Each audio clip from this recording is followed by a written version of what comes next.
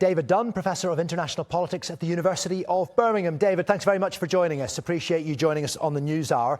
I suppose it's a lot easier to promise to send weapons to Ukraine when you don't have to pay for them yourself, but this does appear to mark a significant shift in Donald Trump's position towards Russia.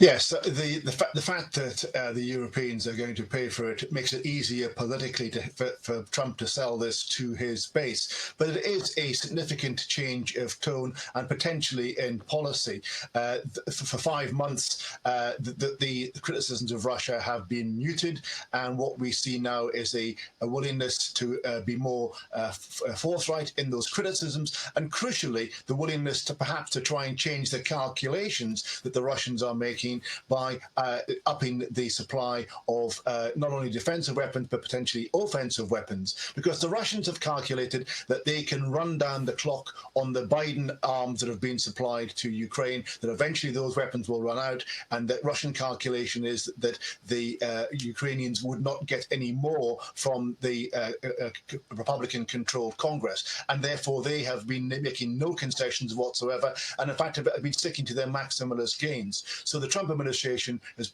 potentially making their calculation that they need to actually increase the pressure on Russia in order to bring them to the negotiating table.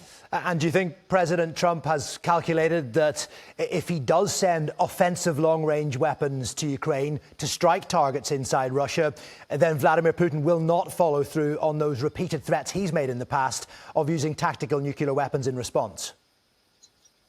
Well, I mean, that's the interesting aspect of this in terms of whether the Russians, how the Russians respond. The Russians are almost certainly will make rhetorical noises and make threats of that nature. That's been part of their calculation, trying to deter Western support for Ukraine. But every juncture where they've said that, they haven't followed through on that. Every juncture they've said, if you supply Abrams tanks, Leopard tanks, F-16s, ATACMS, all of these things the Russians have complained about beforehand, and then accepted that the fact that the Americans have supplied those to the Ukrainians. So in a sense, their bluff has been called.